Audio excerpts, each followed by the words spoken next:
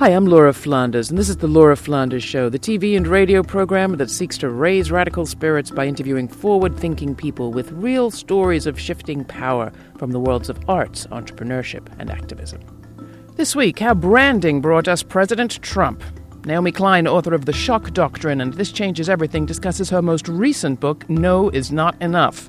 Popular movements need to say no to reality TV politics, among other things, says Klein. But beyond that, they also need to build new realities on unbranded turf. It's already happening. She'll tell us where.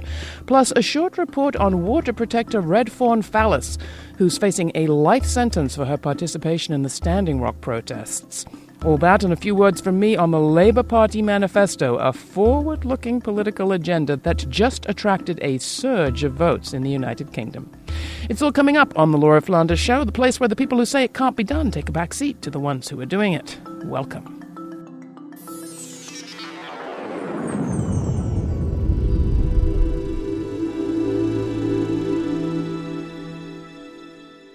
Naomi Klein is out with a new book, No Is Not Enough, Resisting Trump's Shock Politics and Winning the World We Want. Naomi, welcome back. Glad to have you. Thanks, Laura. I'm waiting for the book that has yes as big on the cover. Yeah. No, it's true. I don't like that when you look at it from far, all you see is no, because that's the opposite of the message of the book. There's a really important insight in this book, which has to do with the story we tell about capitalism. It's changed. No longer the lifting of all boats. Can you just start there and talk about the implications of that? We are in this moment where the ascendant moment for the so-called free market project is in profound crisis. And in truth, it's been in crisis for a long time. It's been a kind of slow crisis with various stages, right? It was in crisis really since it no longer became possible to negotiate a free trade agreement with the consent of all the countries involved. Lots of people would say it is crisis. That it is crisis, absolutely. I think there was a period from 80s and 90s, the Reagan-Thatcher moment, through the Clinton era, maybe up until like the Seattle 1999, where there was still the promise and the propaganda of just like, we need more capitalism and that's what's going to fix it, right? Like, we need to deregulate markets further. We need to privatize everything. We need to lock it all in with these corporate free trade deals. And that in so doing, we'd raise all boats. Yeah. For a long time, it was largely at the level of promise. Like, if we do this, then this will happen. But now we're in a moment where there's a mountain of data, thanks to theorists like Thomas Piketty, who have shown us, so dramatically how inequality has widened everywhere that these policies have been adopted, and lived experience, right? And so that crisis, I think, has been building now for a couple of decades, but the 2008 financial crisis, watching the powerful break all of their rules in broad daylight, right? Intervening so dramatically in the market, doing all the things that they said couldn't be done. Everyone saw that, and once you see it, you can't unsee it. And you understand that the rules can be broken. So the other aspect of this is that the story about lifting all boats is up against a scenario, a reality, where I think the last story I heard today was 5 men, have between them the wealth equivalent to half the rest of the population, the rest of the world's assets, something like $400 billion. So what you say in the book is that we replace that story of capitalism will help everybody with the story of it's winners and losers and you don't want to be a loser. Right. What does and that... Trump, that is key to understanding Trump. What he has been selling in this period as the wealth gap has widened is, I will teach you how to be a winner, right? I think it's really important to understand that is what he has been promising since he wrote The Art of the Deal. Like, I'm going to teach you how to be like me. Never mind that my wealth is inherited. Never mind that everything was handed to me. And, this is what he was selling at Trump University. I'm going to turn you into the next Donald Trump. And, that's what The Apprentice was, right? And this ticket up to the promised land, up the elevator to Trump Tower, right? And it was precisely because of the alternative to that was getting worse and worse, that was such a helpful sales pitch for him. And you make the point that he's not the explanation for us being in this situation, but he is an expression of it. But we all live in this ranking, rating world. with enormous implications, I think, among other things, for organizing. Mm-hmm. Yeah. How do you see it playing out? Well, when I end the book with this section that I worried would be a little bit controversial about how we need to kill our inner Trump. And I want to be clear, I'm not saying kill Trump, our inner Trump, the parts of ourselves that are a little bit Trumpish, and I'm not saying that we are all the same as Trump. I'm not saying, we are all equally responsible. I'm not saying that. But I am saying that he is a product of our culture, that he could become president is a product of our culture. And we're all in the culture. We don't all have the same experiences of the culture, but the same culture that made it possible for the United States to have its first nuclear-armed reality TV star is that, the same cultural waters that are splintering our attention spans and making so many of us think of ourselves as brands as opposed to people in communities, and even our organizations to think of ourselves not as part of a broad-based social movement which needs all of our talents. The way a social movement thinks, a powerful social movement thinks, is the more the merrier. And the way a brand thinks is very proprietary. It's very, am I going to get the credit? Am I going to build my brand? And there's a real conflict. And I think it's important to talk about this in a non-accusatory way, because we're products of our culture. We may critique it, we may have a critique of it, but we're still in this system, right?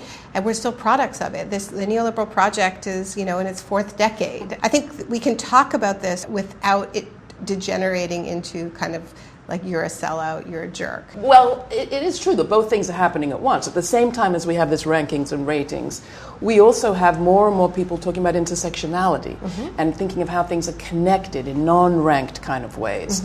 And we have some examples, it seems to me, of intersected agendas, if agendas is the plural, that are actually winning. I mean, I'm thinking of the Jeremy Corbyn outcome of the British election. He didn't win, but he certainly surpassed everybody's expectations with a manifesto that reflected a very unranked set of priorities, except for putting the many first. The many, not the few, was his slogan. But that's important, right? That there was not the few. Because, I could see the sort of Democrats going, we like the for the many part, but we'll drop the for the few, because we're not going to admit that there actually is a conflict going on, right? That there are interests who are trying to enrich themselves at the expense of the many. And I think that's been part of the problem, that unwillingness to kind of name names and say it's a conflict. So if he could do it, can we do it? I think so. I'm really heartened by the Corbyn campaign because it proves that it's possible to lead with ideas, right? I mean, Jeremy Corbyn is the antithesis of a Trump-like figure. But more importantly to the UK, he's the antithesis of Tony Blair. He is the antithesis of the colonization of the political process by the logic of corporate branding. And it was Tony Blair, as you know, who was the first person to do this. When I was writing No Logo and talking about the rise of this model and how it was seeping into every aspect of life, one of my examples was in the UK, imagine talking about a political party as a brand. That was shocking that they were talking about rebranding Labour, because you didn't talk about, and then he rebranded Britain, Cool Britannia. That's right. Right?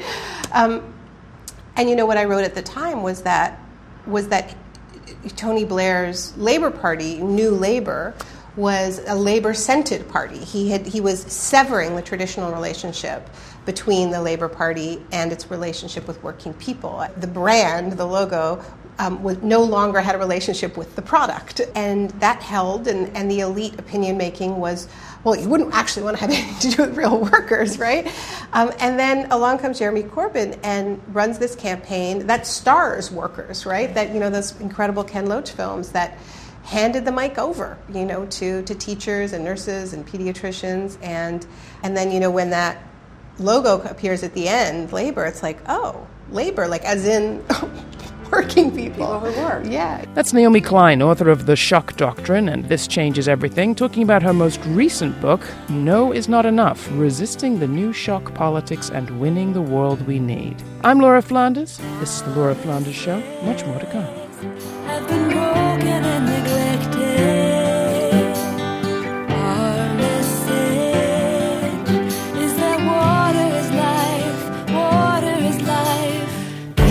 To you and to all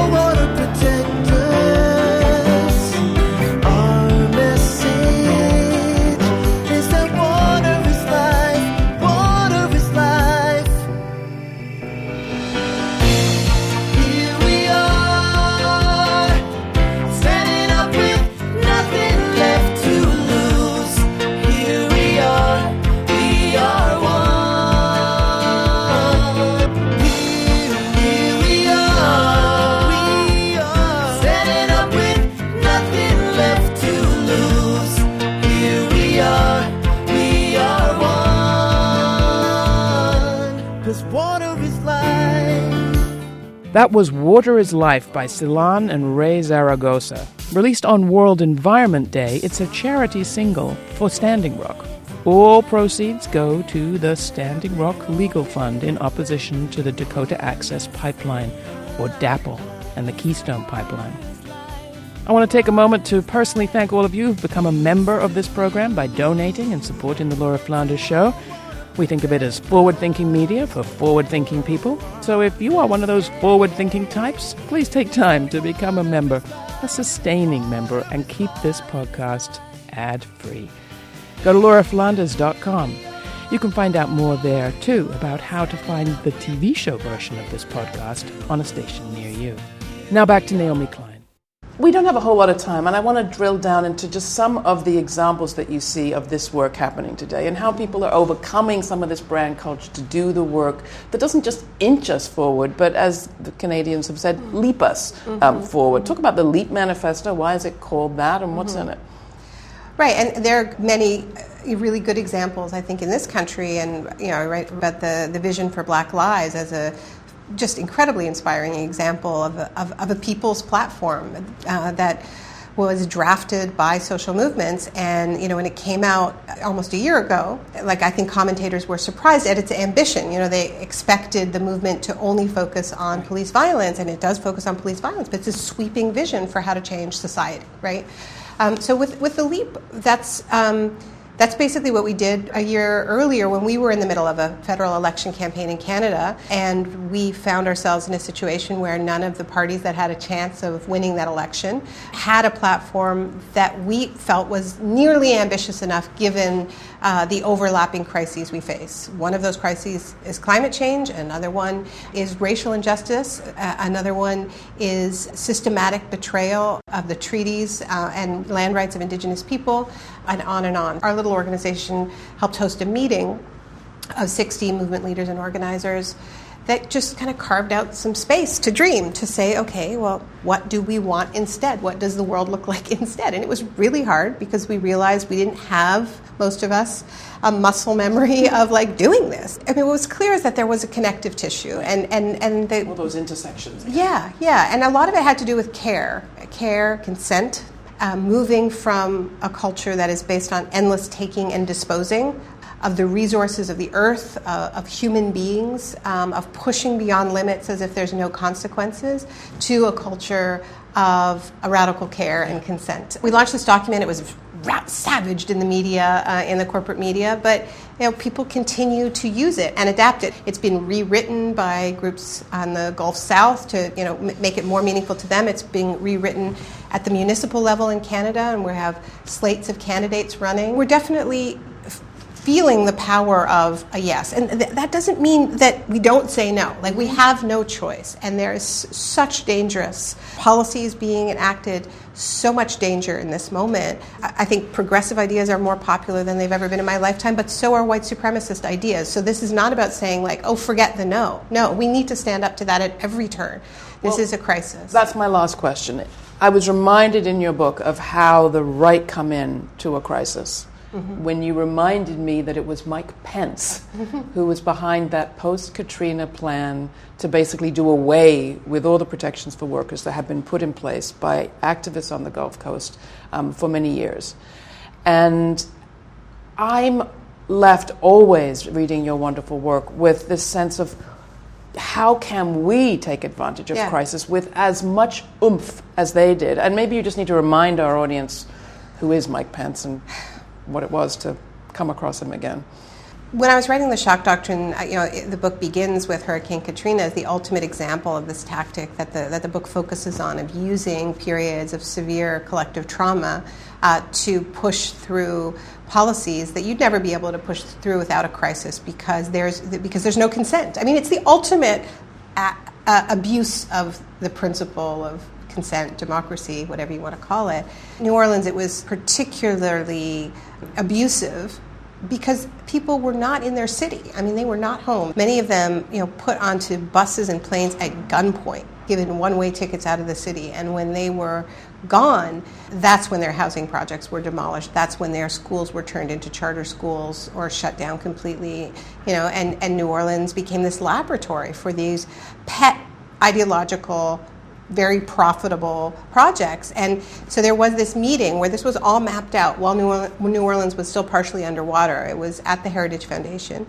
It was convened by the Republican Study Group, which is a group of the most conservative lawmakers in Washington.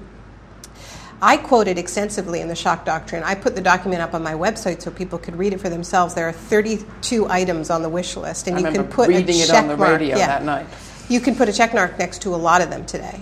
And when Trump appointed Mike Pence as his running mate, I knew the name from somewhere, but I couldn't quite place it. And then I remembered that his name was at the bottom of that document because he was at that time the chair of the Republican Study Group. So this is why, Laura, you know me, I don't put out books quickly. It takes me 5 years. And this book I kind of wrote in a little bit of a frenzy because I really wanted it to be out before there is a major crisis other than the crisis that is Donald Trump. Because I'm really worried about what this configuration of characters would do if they had an external shock to exploit, whether it's an economic crisis, even a Katrina-like event, or, heaven forbid, a terrorist attack like Manchester.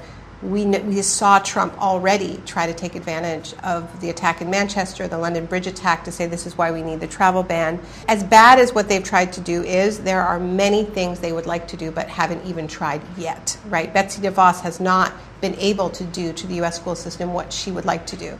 There are many people around Trump that would like to do away with Social Security. Trump promised he wouldn't, but under cover of crisis, he would be able to say he has no choice. There has to be a plan presented, and I think I've said this to you before, that when I presented the shock doctrine in New Orleans, and that was the first city where I gave a little talk about it, Sackett Sony, who I know you had on your show, who was then based in New Orleans, said, they have disaster capitalism, we need disaster collectivism, which is exactly what you're saying, that there needs to be that confidence in moments of crisis to put forward a transformational agenda. And that confidence is often missing. I think that's going to change, though, because I think the movements are in a different position. We can't wait for that crisis to come up with that agenda. No, we've got to get ready. Naomi Klein, so great to see you again. Thank you so much for the book, for revisiting some of your past work, bringing us a lot of new thoughts. The book is No Is Not Enough, Resisting Trump's Shock Politics and Winning the World We Want. That was Naomi Klein. You can find out more information about the book and all our archives of past interviews with Naomi Klein at lauraflanders.com. And see the video of this conversation there, too. Stay tuned for my comments this week on the Labour Party manifesto and why I find it cheering. But first, part of a video, Free Red Dawn, about a woman who remains incarcerated as the most seriously charged water protector, facing a life sentence as a result of her participation in the Standing Rock protests in North Dakota last year. The following was recorded while she was granted a 4-day furlough to attend a memorial for her mother. My name is Red Fawn. I am a prisoner of war. My enemies have hunted me 500 years. You know their names. They are the kings, the queens. They are all the things that are slaves to greed and power. My name is Red Fawn. I am just one flower. I will not die. I will not cry. I will not bend or cower. My name is Red Fawn. My people know my name. They know the sheriff's shame, and they know this governor's game. They know that I grow stronger every passing hour.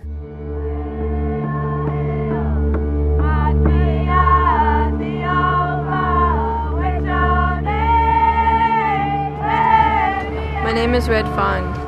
I hear the people sing outside my window now.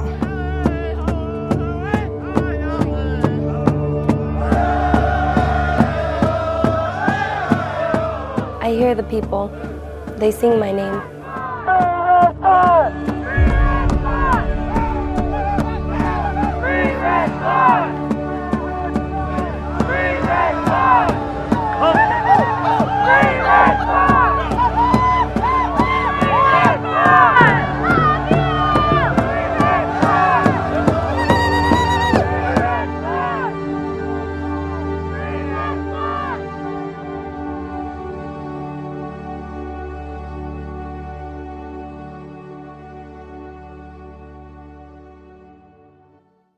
Hi. It's good to be able to get this opportunity.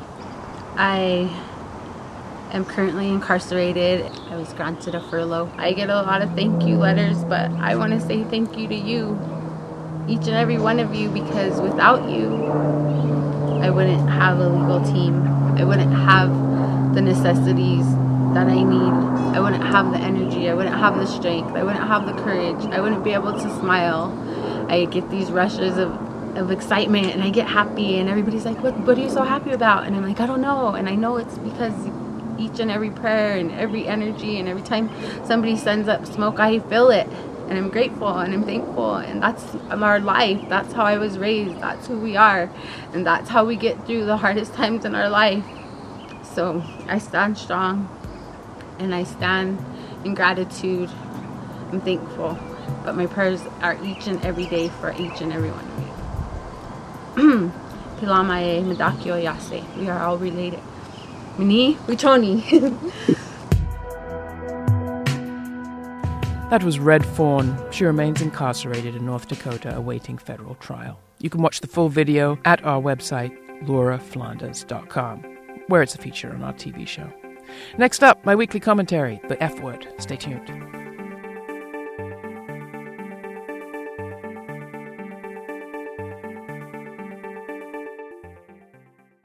So as Naomi Klein said, it's important to know that there are alternatives and people's platforms are worth taking a look at. So I'm going to give you a glimpse of the Labour Party manifesto, the one that Jeremy Corbyn and his party ran on in the last election in the UK. It's not perfect, but it gives you a glimpse of an approach that is very different from what we have in the United States. This is the part about sustainable energy. Take a listen.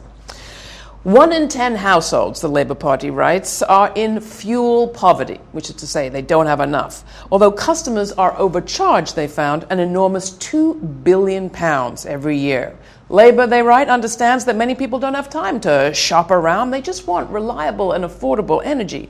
So the next Labour government, they pledged, will, 1, introduce an immediate emergency price cap, can't go higher than that, to ensure that the average fuel bill remains below a certain amount, £1,000 a year. They'll transition to a fairer bill-paying system for bill payers, and they'll take energy back into public ownership. So as they say, to deliver renewable energy, affordability, and democratic control. When was the last time you heard those 3 sentences in an energy plan from any government? They'll do that by, 1, regaining control of energy supply networks through the alteration of the national and regional network operator license conditions. What's that mean? They'll renegotiate the contracts with the energy companies, and they'll support the creation of publicly owned, locally accountable energy companies and cooperatives to rival existing private energy suppliers, with at least 1 in every region. They go on further to say that they will legislate to permit publicly owned local companies to purchase the regional grid infrastructure and to ensure that national and regional grid infrastructure is brought into public ownership over time.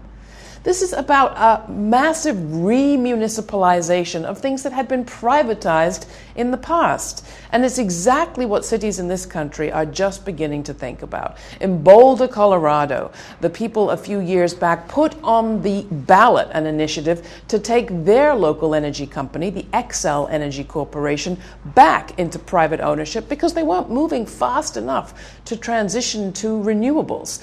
That kind of conversation about taking back into public hands things that had been privatized is the kind of conversation we hadn't even started a decade back. So let's hear it for the Labour Party, and let's hear it for alternatives. You can find out more and read the entire Labour manifesto at our website, and we'll put a link there too to the LEAP manifesto that Naomi Klein talked about.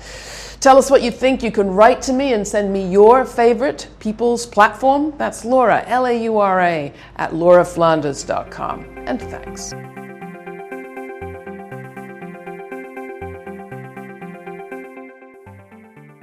You can watch this program and all our archives at lauraflanders.com. Like what you're hearing? Put your money where your media is by supporting ad-free independent podcasts like this one. Go to lauraflanders.com/membership. And if you haven't written us a review yet, please do it soon. Thanks. This show is produced by yours truly, Laura Flanders, and supervising producer Anna Barsan, with Monica Mohapatra, Natasha Elena Ullman, Jeannie Hopper, Danica D'Souza, Emily Allen, Charlotte Prager, and Diego Romero Montiel. Write to me. That's Laura, Laura, at lauraflanders.com. I like to hear what you think. The Laura Flanders Show is made possible by the Novo Foundation and listeners like you, so become a member today. Thank you for your support. We couldn't do it without you. Stay kind, stay curious. Till the next time.